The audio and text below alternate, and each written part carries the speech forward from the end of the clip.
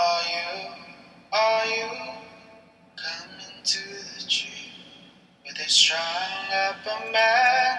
The same murder three. Strange things that happen here. How stranger would it be if we met at midnight in the hanging tree? Welcome to Strange Things, broadcasting from the Arkanasa Radio Studios in Laredo, Texas.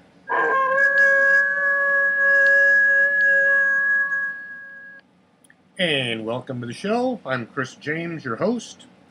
This is July 29th, 2017, season number 2, episode 30. Tonight, we're going to be talking about Hellhounds. But first, have you visited Jefferson, Texas yet? If not, what are you waiting for? We go there each year to attend the Texas Bigfoot Conference. This year, it will be held on October 7th. If you watch any shows about Bigfoot or cryptids in general, you'll have seen such notables as Ken Gerhardt and Nick Redfern. Lyle Blackburn is always around to tell the latest from Fouke, Arkansas.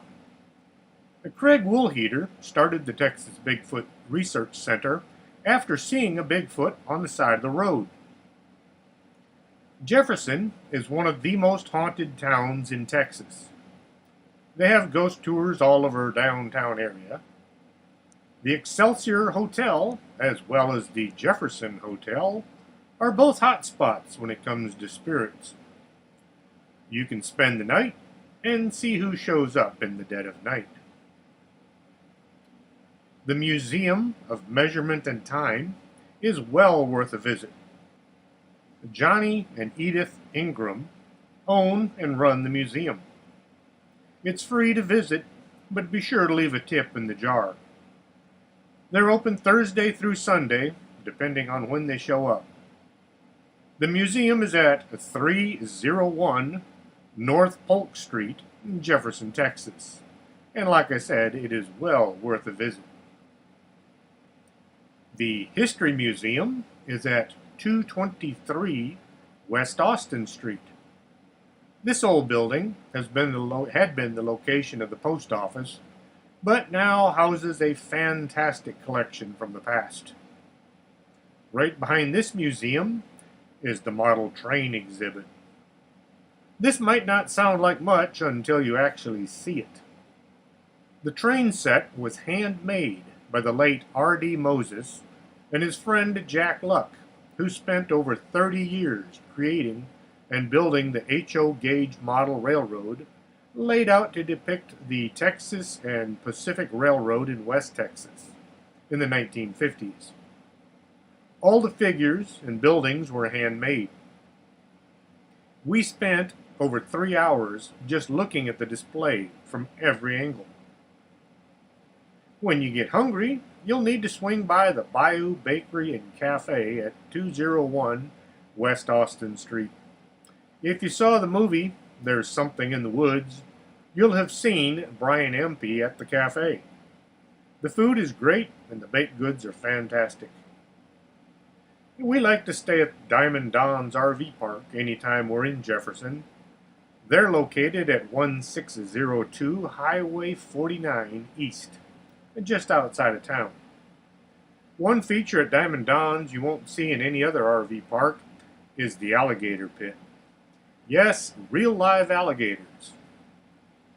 Well, there's a lot more to see in Jefferson, but I'll leave the rest for you to see in person. Jefferson is on Highway 59 north of Interstate 20. Caddo Lake is to the east and Lake of the Pines is to the west. From Laredo, it's a mere 500-mile drive. A hellhound is a supernatural dog in folklore. A wide variety of ominous or hellish supernatural dogs occur in mythologies around the world. Features that have been attributed to the hellhound include mostly black fur, sometimes glowing red eyes, super strength or speed, ghostly or phantom-like characteristics, and on occasion, a foul odor.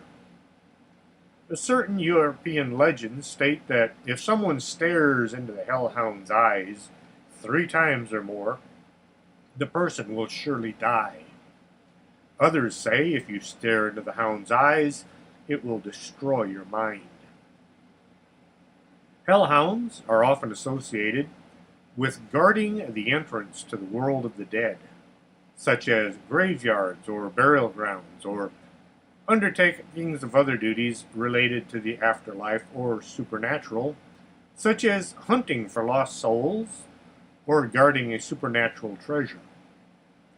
In European legends, seeing a hellhound or hearing a howl may be an omen or even a cause of death. They are said to be protectors of the supernatural, guarding the secrecy of supernatural creatures or being from the underworld. Some supernatural dogs, such as the Welsh Quine Anwen, were regarded as benign, but encountering them was still considered a sign of imminent death. These hounds were associated with hunting and wild game in Wales. The most famous hellhound is probably Cerberus from Greek mythology. He had 3 heads and would guard the gates to Hades. Hellhounds are also famous for appearing in Northern European mythology and folklore as a part of the wild hunt. These hounds are given several different names in local folklore, but they display typical hellhound characteristics. Barghest, or Bowguest, is the name given to the monstrous dog in the north of England, especially in Yorkshire. This giant dog has enormous teeth and claws. The name has been associated with a ghost as well. This giant dog is said to frequent a remote gorge named Troller's Gill. The Troller's Gill would be called an arroyo here in our neck of the woods.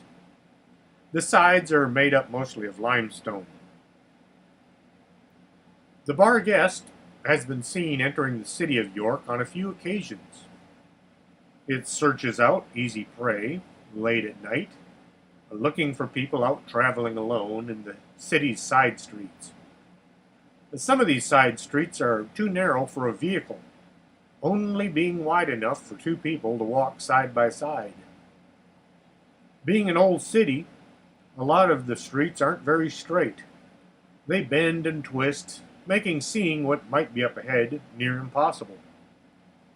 On a dark, foggy night, these narrow alleyways would make a very convenient ambush site. Black Shuck, or Old Shuck, is the name given to a ghostly black dog said to roam the Norfolk, Essex, and Suffolk coastline of England. For centuries, locals have told tales of a large black dog with malevolent flaming red eyes. According to reports, the beast varies in size and stature from that of a large dog to the size of a horse. And sometimes Black Shuck has appeared headless, and at other times he appears to float on a carpet of mist. According to folklore, the specter often haunts graveyards, side roads, crossroads, and dark forests. There are legends of Black Shuck roaming the Anglian countryside.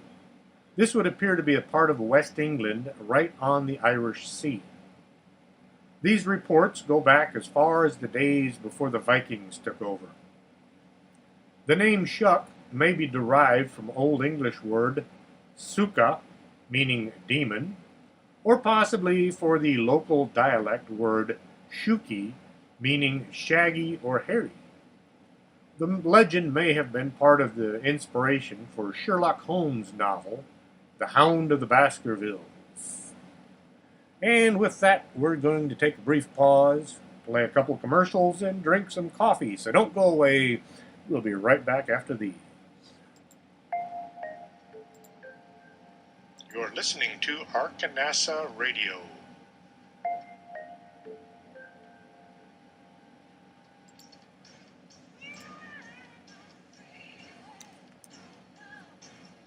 you have skin, would you like to take better care of it? Call Lourdes James, independent beauty consultant, and set up an appointment. Call 723-3019.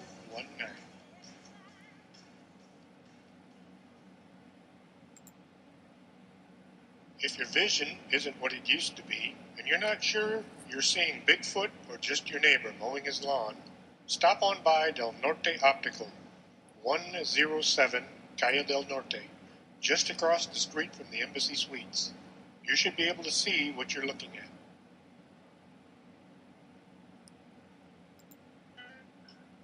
Are you looking for a great cup of coffee, but you just don't know where to look? Swing on by the Organic Man Coffee Truck, 1002 Eater Vide, Suite number 7. They serve only the best coffee around. Not into coffee? They also have a wide selection of teas. It's a great place to meet friends or just spend time with a good book. The Organic Man Coffee Truck. Life is too short to drink bad coffee. We gotta say goodbye. No, don't say goodbye. Stay with us. This is Arkansas Radio. I promise you this. I'll Quédate con nosotros. Estás escuchando Arkansas Radio. every day in a letter. Sealed with a kiss. You're listening to Strange Things with Chris James. And welcome back to the show. We were just talking about the hellhound in England known as Black Shuck. It is said that his appearance bodes ill to the beholder, although not always. More often than not, stories tell of Black Shuck terrifying his victims, but pretty much leaving them alone to continue living normal lives. In some cases, it has supposedly happened before close relatives to the observer died or became ill. In other tales, the dog is considered to be relatively benign. On occasion, Black Shuck has accompanied women on their way home, more in the role of a protector rather than a bringer of death. One of the most notable reports of Black Shuck is of his appearance at the churches of Bungay and Blythburgh in Suffolk, England. On May 4th, 1577, during a violent thunderstorm, the folks all ran to the church to pray, thinking this just might be the end of the world. As the worshippers were all crowded into the church, praying for salvation, Black Shuck came crashing through the doors of the church. The assembled parishioners were so crowded together, they could only watch in horror as the huge black dog tore through the nave. The dog attacked a man, tearing him to pieces. The dog then turned on a boy and latched onto his throat, killing him as well. As the dog ran about the church, 2 men died when it simply brushed against them. It was a riot as everyone tried to escape from the beast. There were no reports of how many people were injured. The floor beneath the hound was burned as he passed. The scorch marks are still visible today. The locals refer to them as the Devil's Footprints. Reverend Abraham Fleming reported this encounter as being both strange and a wondrous occurrence.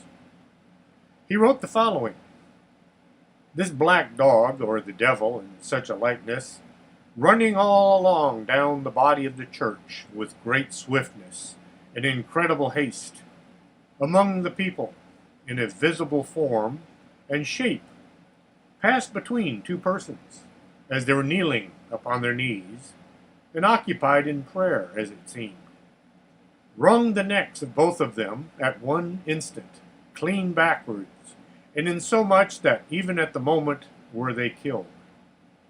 They strangled, died." People spoke really strange back then. Today, someone would have said the black dog was the devil incarnate. It ran about the church and attacked and killed 2 people who were kneeling in prayer. Both died instantly, as if strangled, and at the same time. Wales is the southeastern part of the British Isle. They have their own distinct language, and that has very little to do with English. I think there's a tax on vowels because they don't use nearly enough. In Welsh mythology and folklore, Cwain Anwen, also known as the Hounds of Anwen, were the spectral hounds from the other world of Welsh mythology. They were associated with a form of the wild hunt. Christians came to dub these mythical creatures as hounds of hell or dogs of hell, and theorized they were therefore owned by Satan. The Anwan of medieval Welsh tradition is an otherworldly paradise and not a hell or abode of dead souls. This would sound more like heaven, but you don't hear about heaven hounds. Heaven cats, maybe, but not hounds. In Wales, they were associated with migrating geese because their honking at night is reminiscent of barking dogs. They're supposed to hunt on specific nights, like the eves of St. John, St. Martin, St. Michael the Archangel, All Saints' Day, Christmas, New Year, St. Agnes, St. David, and Good Friday, or mostly just in the autumn and winter. Some say Arwan only hunts from Christmas to the 12th night. The Cwain Anwen is also to be regarded as an escort of souls on their journey to the other world. The hounds are sometimes occupied by a fearsome hag called Malt y Nos, or Matilda of the Night, an alternative name in Welsh folklore for Cwain Mamwa, or Hounds of the Mothers. Like I said, Welsh don't use enough vowels. In other traditions, similar spectral hounds are told of, such as Gabriel's hounds, Ratchet's, Yellhounds, and Herne the Hunter's hounds. Hunting grounds for Cwain Anwen are said to include the mountain of Cader Idris, where it is believed that the howling of these huge dogs foretold death to anyone that heard them. According to Welsh folklore, their growling is loudest when they're at a distance, and as they draw nearer, it grows softer and softer. So how are you supposed to know when to run? The dogs sound like they're running away when they're actually almost on top of you. Their coming is generally seen as a portent of death. The Gwyllt is a mythical dog from Wales that appears as a frightful apparition of a mastiff with horrible breath and blazing red eyes. It is referred to as the Dog of Darkness or the Black Hound of Destiny. The apparition's favorite haunt being lonely roads late at night. The Maudie Doe, also referred to as the Mouth Dog, is known to hang out at only one location, Peel Castle on the island of Man. The most famous interchange occurred between the dog and one of the guards working around the castle. The guard enhanced his courage by downing a few shots of alcohol, and then decided he was going to find this legendary dog and see just how true the stories were. The guard stumbled off down one of the corridors of the castle. Shortly, he began to scream in fear. The other guards ran to help. They found the misadventurer laying on the floor. He was inconsolable. He ranted and raved about the demon dog until he died a few days later. The Yellhound is better known as the Yellhound.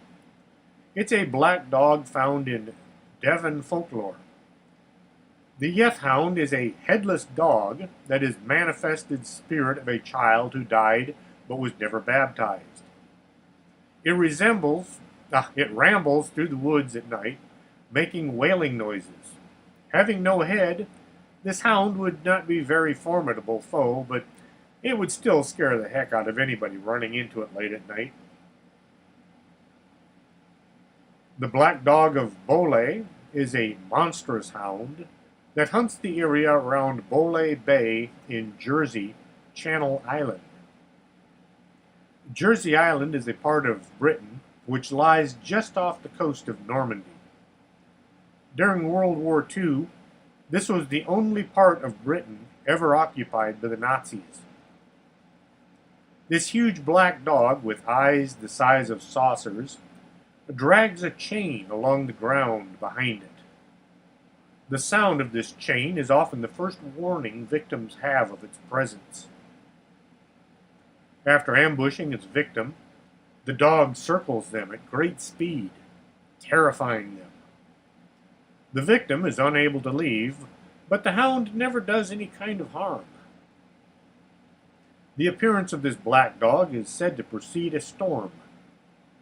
Some theorize the legend of the black dog was invented by smugglers, perhaps going so far as to have someone dressed up in a costume, in order to keep people away from their cargo, which was being brought in. Others think the smugglers relied on the legend as a means of keeping the inquisitive away at night, telling people that they had seen the black dog on many occasions near the coast. In southern Mexico and Central America, folklore, the Conejo is a black dog that haunts travelers who walk late at night on rural roads. The term is also common in American blues music, such as with Robert Johnson in 1937's song Hellhound on My Trail. The Conejo is a supernatural character from Central America and southern Mexican folklore. There's a good white Conejo and an evil black Conejo. Other cultures in the same area reverse the colors. The black dog is the protector, and the white dog is the killer. Both are spirits that appear at night to travelers. They usually appear in the form of a large, shaggy dog, sometimes as big as a cow, with burning red eyes. In place of its feet are goat's hooves. Some parts of the country give the hound more bull-like characteristics. According to the stories, many people have made the mistake of trying to kill the black Conejo. This usually leads to the person dying in a very violent manner. If by some fluke you do manage to kill the dog, it will give off a horrible smell for several days, and then its body will simply disappear. Some Guatemalan folklore also tell of the Conejo that guards drunks against anyone trying to rob or hurt them. I kind of get the impression this idea was conceived by the drunks themselves. When the Conejo is near, it is supposed to give off a strange, very strong goat-like smell. Most people say they never turn your back on the creature because otherwise you will go crazy. Speaking to the Conejo will also induce insanity. The people living in the city can't appreciate what it's like to walk along a dark country road late at night. Sounds and smells come at you from every direction. And talk about spooky. In the United States, some hellhounds are referred to as bearers of death. These hellhounds are always described as being black as coal and are accompanied by the smell of burning brimstone. If you've ever wondered what brimstone smells like, it's also called sulfur. That sharp aroma you have after a match goes out is the sulfur.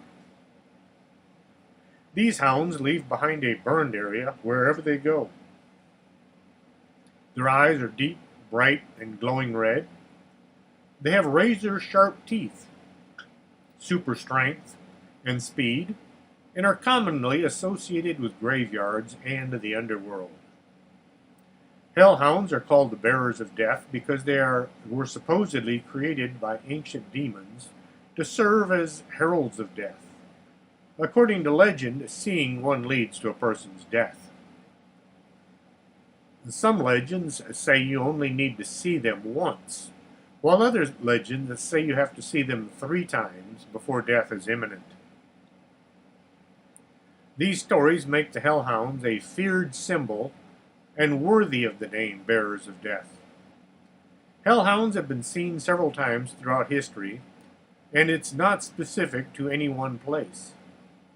The most recent sightings occurred in Connecticut, Kentucky, Louisiana, Ohio, and Hawaii. They are almost always in or near cemeteries.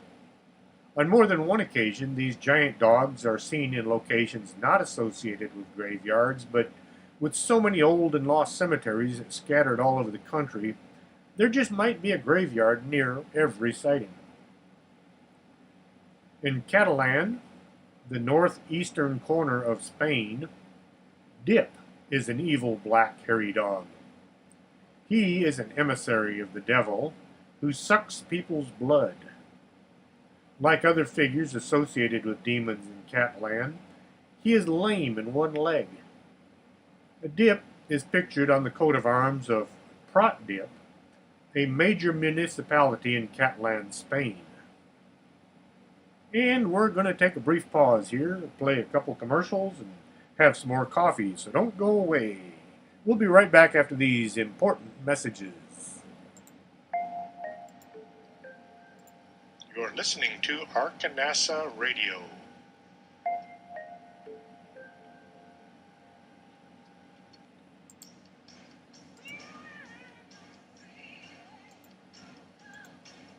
Do you have skin? Would you like to take better care of it? Call Lourdes James, independent beauty consultant, and set up an appointment. Call 723-3019.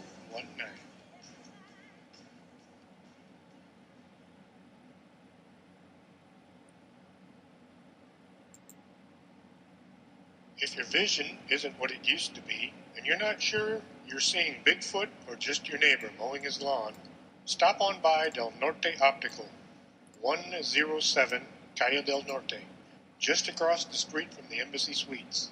You should be able to see what you're looking at.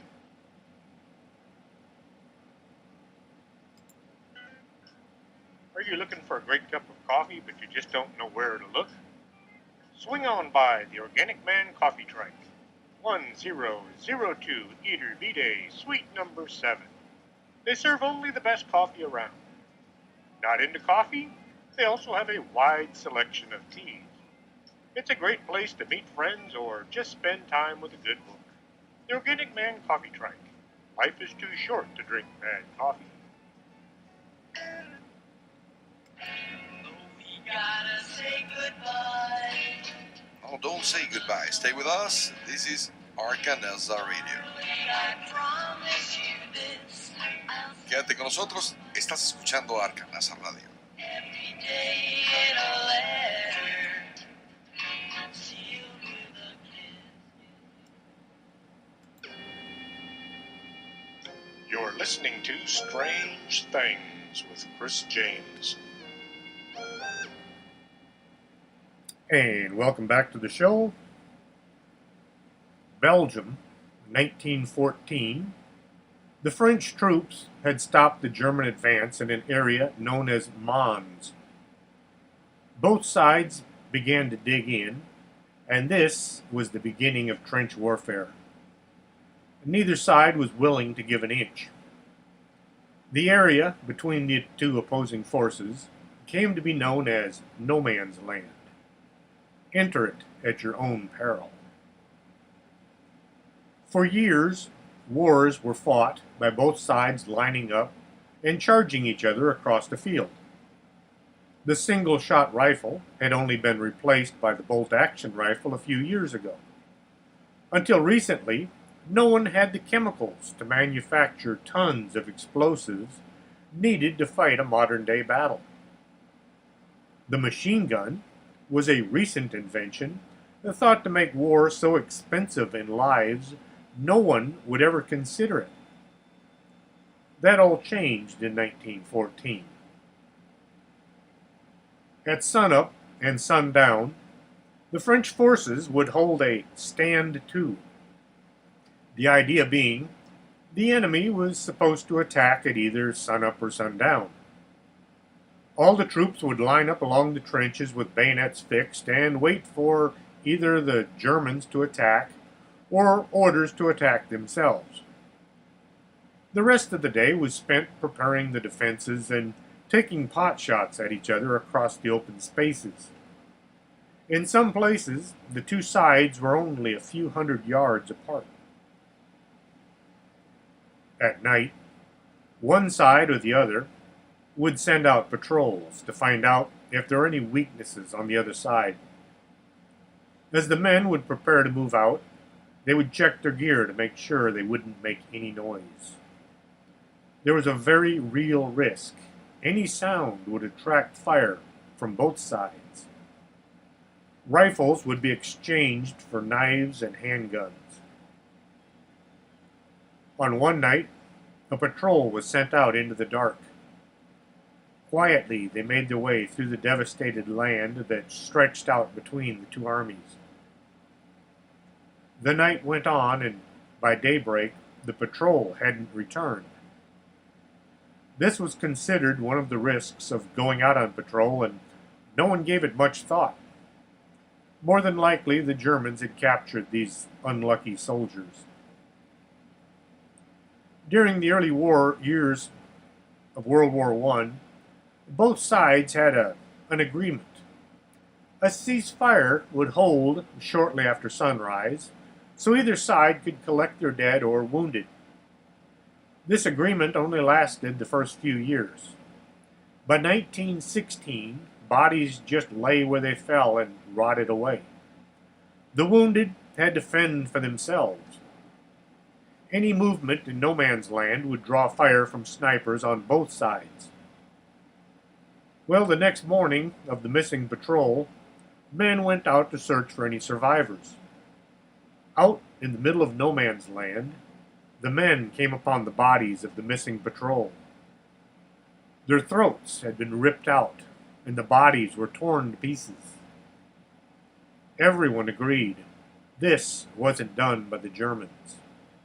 It looked as if a pack of wild dogs had attacked and killed these men. How could wild dogs kill 5 well-armed men was beyond any explanation. The bodies were taken back to the French lines and shipped away for burial. As the war raged on, more bodies would turn up with bite marks and throats missing.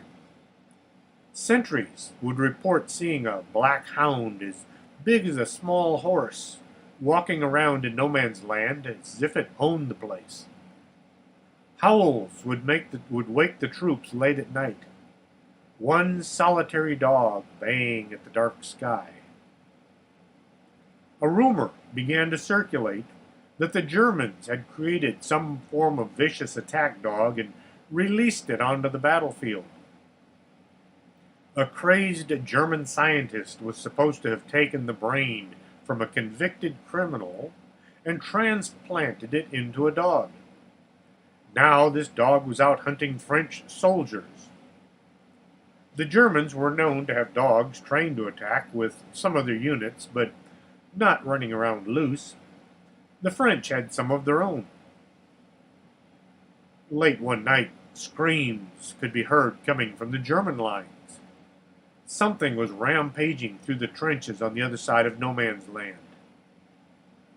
By daybreak, none of the Frenchmen wanted to venture over to see what had become of their enemies. They just assumed whatever had been killing their patrols was killing the Germans as well. The dog became known as the Hellhound of Mons. It became a part of the battlefield. You did your best to avoid being killed by either the Germans, your own side, or the black beast from hell. The High Command refused to listen to any reports of vicious killer dogs. The men talked about it were considered suffering from delusions. It didn't take long for the troops to realize any sightings of the Hellhound should be kept amongst the men around them. No official reports ever made it onto the records.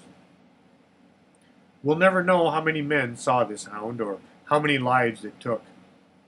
World War I lasted for 4.5 years. Nearly 10 million men died in combat. 7,075,000 men are still missing. How many of these were the victims of the Hellhound of Mons? The Church Grim, also called a Kirkgrim or Kikgrom in Swedish, is a figure from English and Scandinavian folklore. They are said to be the attendant spirits of churches, overseeing the welfare of their particular church. English church grims are said to enjoy loud ringing bells. They may appear as black dogs or as small, misshapen, dark-skinned men. The Swedish Kyrkogram are said to be the spirits of animals sacrificed by early Christians at the building of their new church. It gives you a whole different idea of early Christians. In parts of Europe, including Britain and Scandinavia, a completely black dog would be buried on the north side of the grounds of the newly built church, creating a guardian spirit, or the church grim, to protect the church from the devil. These spirits would be seen by people in and around the church. The spirits never gave anyone reason to worry.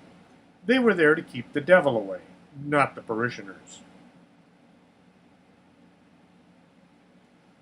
A pack of supernatural black dogs is said to roam the beaches of Galveston, Texas, for some time before the Great Storm of 1900. One story is the privateer John Lafitte had something to do with their curse. The Great Storm, as it's known, came in long before the weather folks began giving hurricanes names. Another story says that the 12 black puppies were adopted by a downtown business owner when their mother mysteriously vanished. These puppies didn't look like any ordinary dogs, and as they grew, they became too big. The dogs ran away and began patrolling the beaches with their own agenda. For over a century, the inhabitants of West Galveston Island have told tales of these large black hellhounds with malevolent flaming eyes that are red and sometimes yellow. They vary in size and stature from that of simply a very big dog to being the size of a small horse. The Black Pack are known to be benevolent at times, and they bring warnings of disasters. Many say they saw them in the days leading up to the Great Storm of 1900. The reports of black dogs is said to be the warning of an impending storm. On other occasions, these black beasts are said to be the product of the devil. They're supposed to be as evil as you can get. It can be confusing to follow. If you see the Black Pack, death is coming soon. Then again, it could be a storm is coming. Some stories state that death comes quick if you see the black dogs.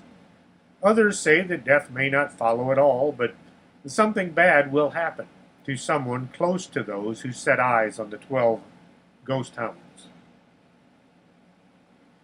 The black dog of nearby Clear Lake, Texas, does not take the guise of a large, fearsome hound.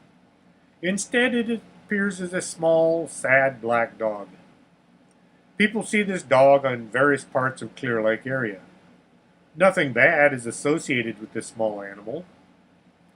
Then the black dog of San Leon leaves droppings with small human figures poking out of it. It sounds as if this one has eaten a bag of toy soldiers and now is passing them from his backside. This dog appears to enjoy human company, sometimes, and has been known to protect lost children from great danger. Seeing the small black dog of San Leon once is supposedly a sign of good luck to come. Twice brings a life of long suffering and bad luck, and you will not have any offspring. If in the course of your life you see him a third time, it means death is soon to come. The black pack are also called devil dogs, and sometimes the Campeche ghost dogs. They're said to possess great evil, magical, supernatural powers that defy explanation. If you're ever on Galveston Island, keep an eye on the shadows around you. You might catch a glimpse of the dogs of Campeche wherever you go. The dogs are able to become just shadows and are said to follow anyone that might have a strange or covert intentions. Many locals will tell you they will closely follow any strangers on the island until they leave. I've visited Galveston dozens of times over the years.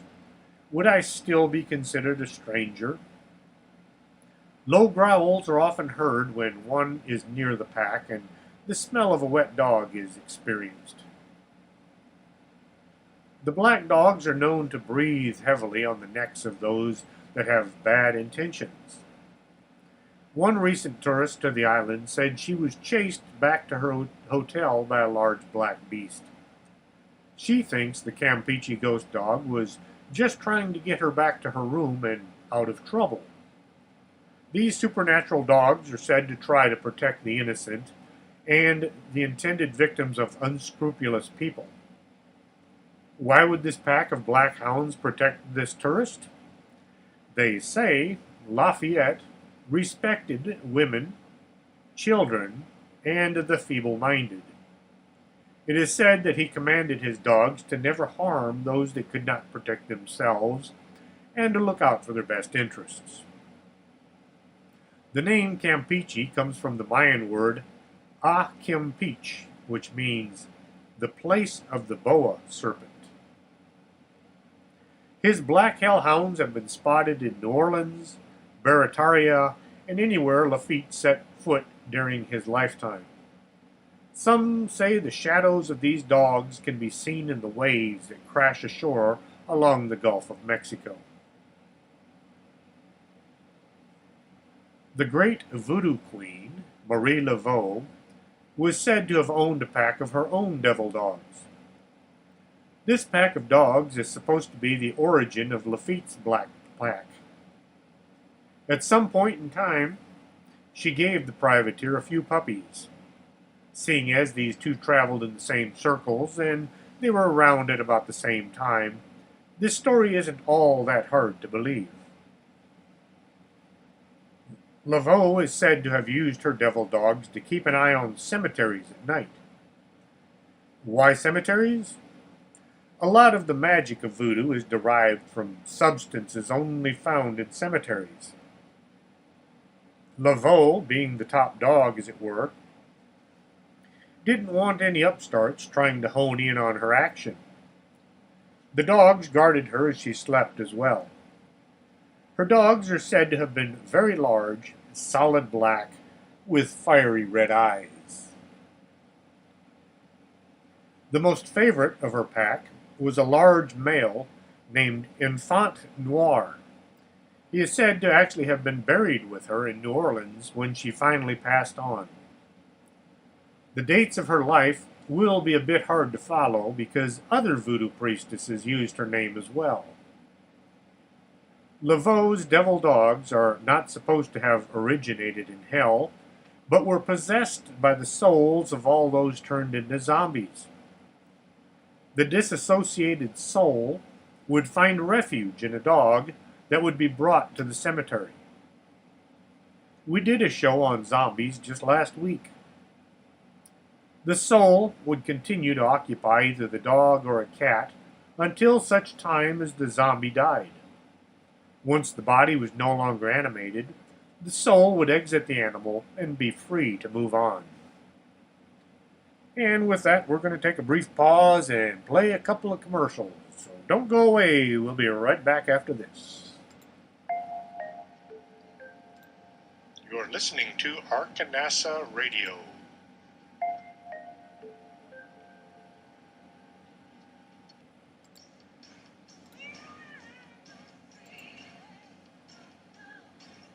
Do you have skin? Would you like to take better care of it? Call Lourdes James, independent beauty consultant, and set up an appointment. Call 723-3019.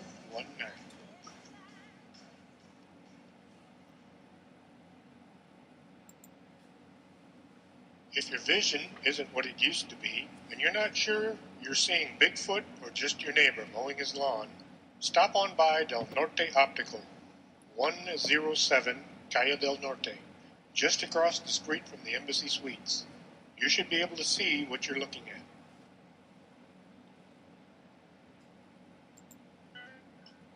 Are you looking for a great cup of coffee, but you just don't know where to look? Swing on by the Organic Man Coffee Truck, 1002 Eater Vitae, Suite number 7. They serve only the best coffee around. Not into coffee? They also have a wide selection of teas. It's a great place to meet friends or just spend time with a good book. The Organic Man Coffee Truck. Life is too short to drink bad coffee. Gotta say goodbye. No, don't say goodbye. Stay with us. This is Arkanasa Radio. I promise you this. I'll Quédate con nosotros. Estás escuchando Arkanasa Radio. every day in a letter, sealed with a kiss. You're listening to Strange Things with Chris James. And welcome back to the show. We were just talking about Marie Laveau's pack of black dogs. Many believe it was Laveau's strange voodoo powers that created the devil dogs in America. They say she mated the largest dogs she could find and then turned them into zombies. The dogs are said to live on, even after the soul of the person locked inside them had been released. The dogs should live as long as the original curse that created them goes unbroken. On Creek Road in Ojai Valley, which is just northwest of Los Angeles, there's a beast that has the locals looking over their shoulders late at night. The supernatural hound was said to have been brought to the area by its owner, a vampire, who moved there in 1890. He brought his pet along to keep an eye on things so the vampire could sleep undisturbed. This dog was a lot like others, huge, black, with glowing red eyes. Folks living in and around Creek Road began to notice their livestock was vanishing at an alarming rate. They would also find bodies of cattle torn to pieces by some huge beast. The people went missing on more than one occasion, and soon the locals had had enough. They tracked the dog back to its lair. The dog naturally began to snap and snarl, trying to drive the posse away. One of the farmers had come armed with holy water, and they used it to drive the dog away. The dog had been guarding an oblong box. The posse gathered around and opened the box to see what the dog had been protecting. Inside, they found its owner, the undead master. The people dragged the body from its hideout, drove a stake through its heart, and then set it on fire. Once the body was destroyed, the ashes were gathered up and mixed into cement. A block was formed from the cement and then left in Camp Comfort County Park. The exact location is unknown, but there are people out looking for it to this day. As for the dog, he is still seen from time to time out wandering the country as if looking for his master. Anyone seeing the beast is bound to have some bad luck in the next few days. The Ojai Valley Beast is also claimed by the local Chumash Indians as being a Nanashish, an evil spirit that is guarding the area. This is a story told of there is a story told of a great supernatural hound that haunts the area around Creek Road near Ojai. The story goes there was a war dog brought by the Spanish to hunt down or intimidate the Chumash people to keep them from leaving the mission. It is even said that the Chumash medicine man had spoken out against the Spanish and told his people not to be tricked into leaving their ways and joining the mission. The Spanish heard of this, and a party of soldiers went looking for the shaman, taking the dog along for its intimidation and possible use against the medicine man. When the medicine man refused to join the mission, the great black dog was set upon him, and it killed him. The spirit of the medicine man, being a very powerful spirit, entered the hound and turned it on the Spanish soldiers. The huge black dog went after the Spanish officer and grabbed him by the throat, killing him. Now the supernatural beast haunts Creek Road. The giant black spirit dog may not be the Chumash medicine man after all. There's another story about an evil elemental spirit that was somehow conjured and set to guard a sacred site. A shapeshifter, or skinwalker, was living in the area way back before the Spanish arrived. The evil man didn't want anyone prying into his business, so he summoned this black beast and set it to guard against anyone coming close. This story goes along with the reports of sightings far better than the previous two. Which of these stories is correct? I don't really know, and I'm not going to try and find out. The best way to avoid being attacked by the Ojai Valley Beast is to stay away, and so I think I will. This next story comes from Detroit. The party involved didn't give a date or time of the year, only the story. He says he was driving from his girlfriend's home at about midnight. As he was rounding a corner, a huge black animal came running from a yard to his side. In his best guess, it was running at about 50 miles per hour. It passed in front of his car and was illuminated briefly by the headlights. The creature looked a bit like a dog, but it was about the size of a lion. The fur was jet black. The dog didn't acknowledge the witness, only continued running across the street and into the yard of the house across the street. The witness drove as fast as he could around to the other side of the block, hoping to get a better look. On his second view of the creature, he saw it was definitely a dog of some kind, only far bigger than any dog should ever get. It continued running and was out of sight in a very short time. The witness didn't want to file a report with anyone because he thought everyone would just think he was crazy. He did finally mention this one report. Then there was this report. This witness used to live in Eugene, Oregon. 6 or 7 years ago, he saw something that defied explanation. The witness was driving with a friend when he saw what looked to be a giant dog sitting in the road. It looked like a mastiff, a dog he was very well acquainted with.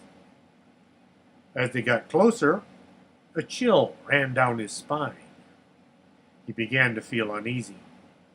The something about this oversized dog was making him feel as if he were in great danger. This dog was as big as a deer.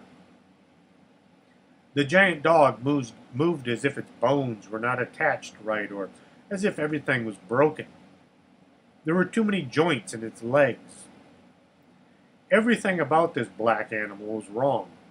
The way it moved, the size, the way it looked at the two men in the car.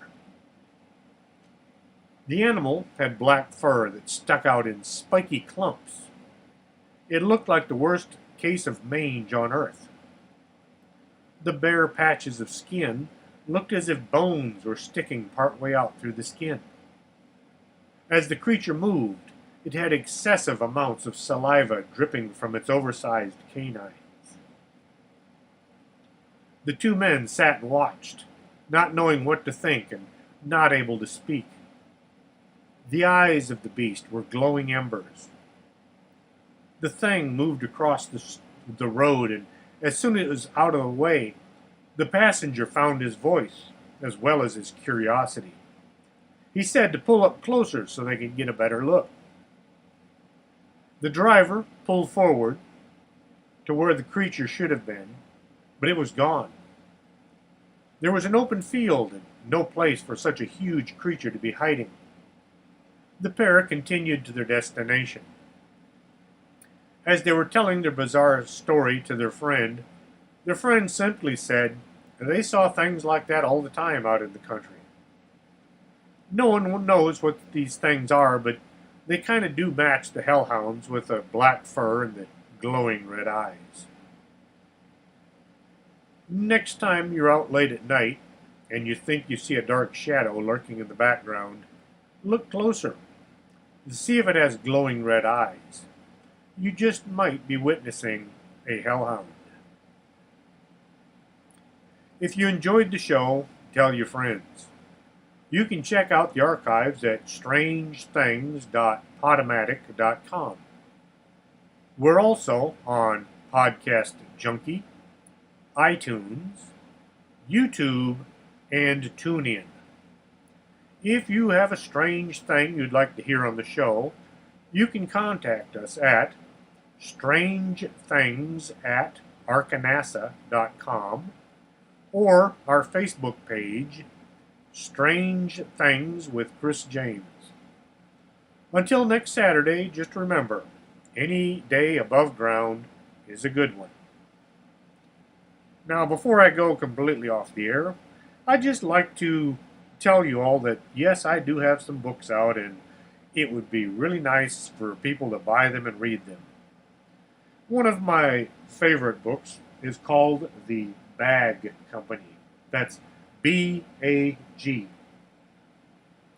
If you're a werewolf in need of help, or a ghost looking for somebody to talk to, who do you turn to? The Bogus Anomalous Group, that's who. The BAG Company is a group of psychics and near psychics, and a few just plain pretend psychics, ready and willing to help out as long as there's a buck to be made.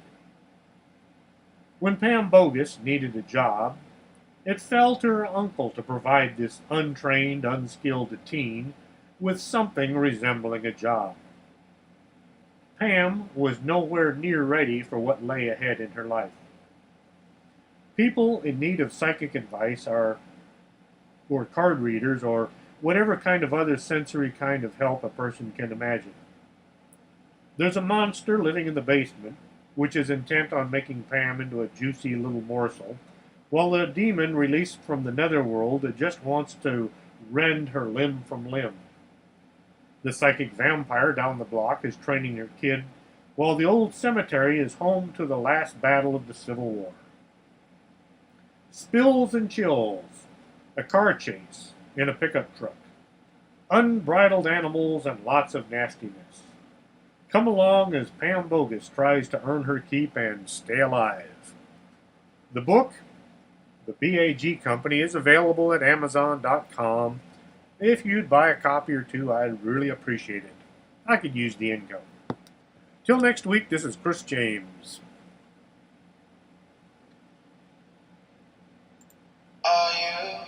Are you coming to the tree where they strung up a man, the same murder three? Strange things that happen here, how stranger would it be if we met at midnight?